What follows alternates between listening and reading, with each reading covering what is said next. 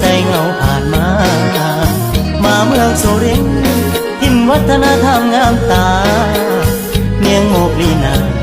พูดจาภาษาแม่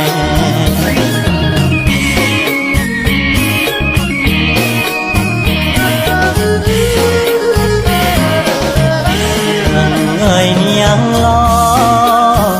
สนอเสียงซอคมคำรายรำงามแท้พอจะได้จักอายลงหักสาวขแม่หัวใจอายแพ้ตั้งแต่แรกพบศบตา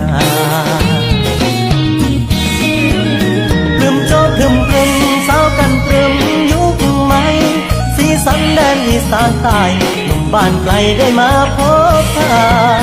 กระนกติ้งต้องรำตักกะแตนตำข้าวในนาอ่อนแอนเอวบางน่ารักน่าชังดังอัปสราดอกดินถิ่นทุ่งกุลาอยากบอกเพียงว่าบอกสลายเจิดเจิด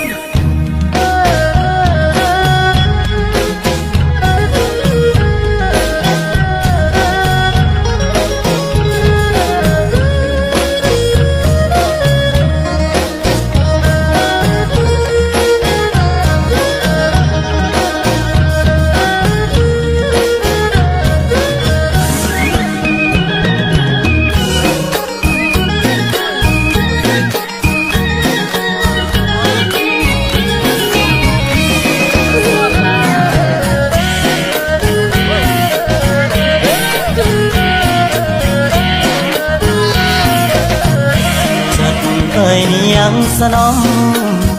เสน่ห์เจ้าหอมดนใจให้อายไฟพันกราบไหว้วอนขอพ่อสุริยาวรมัน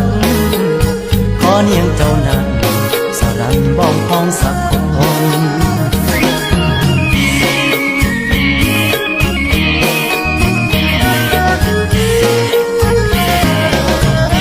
หากบุญนำพามีวาสนาคงได้หวนมาที่ฝนจะสร้างทางฝันกลับมาเพื่อเจอหน้ามนเสียงซอครูเสียงกลองโทนยังคงมีมนบอกเคยสร้างสาพรึมโจพรึมพรึมสาวกันพรึมยุคใหม่สีสันแดนอีสานใต้หนุ่มบ้านไกลได้มาพบพา